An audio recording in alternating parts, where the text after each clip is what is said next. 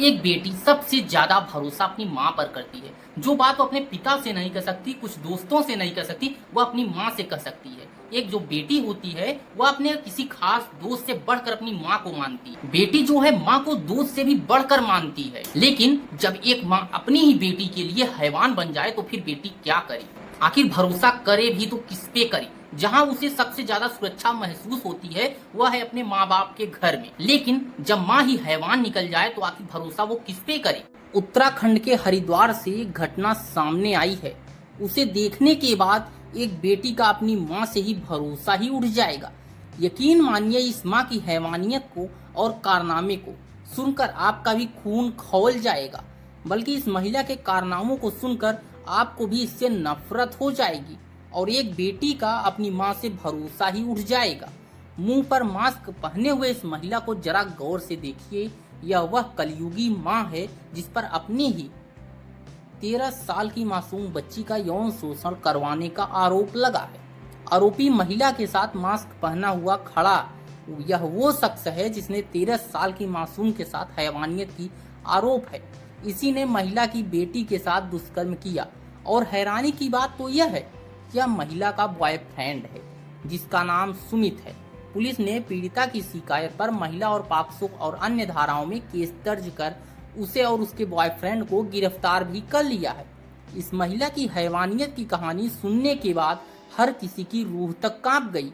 बताया जा रहा है कि इस महिला ने अपनी ही बेटी को डरा धमकाकर आगरा, वृंदावन, हरिद्वार स्थित कई होटलों में सामूहिक दुष्कर्म भी करवाया और धमकी दी, यह बात किसी को बताई तो उसको और उसके पिता को जान से मार देंगे। पुलिस ने तहरीर के आधार पर आरोपियों के खिलाफ कोतवाली रानीपुर में कई धाराओं में मामला भी दर्ज कर लिया।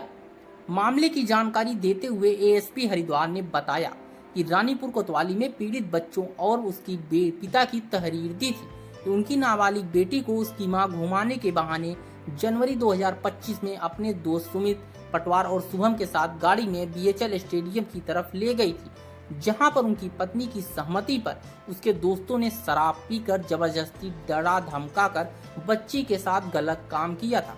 सुनिए एसएसपी हरिद्वार का पूरा बयान। थाना रानीपुर में एक मामला हमारे संज्ञान में आया था। इसमें एक नाबालिग बच्ची द्वारा अपने मां के ऊपर आरोप लगाए गए थे। पुलिस ने तत्काल मामले को संज्ञान में लिया। इसमें अभियोग पंजीकृत करके पीड़िता का 164 के बयान और उसका मेडिकल कराया गया। मेडिकल में कही गई बातों की पुष्टि हुई है।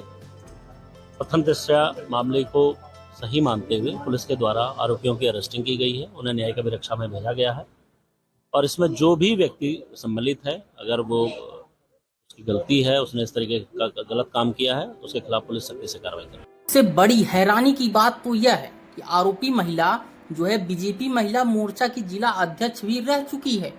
यह आरोपी महिला कार्यक्रमों के विभिन्न मंचों पर बड़े बड़े नेताओं के साथ भी अक्सर दिख जाती थी, लेकिन कुछ समय से उसकी निष्क्रियता के चलते पार्टी ने उसे पद से हटा दिया था।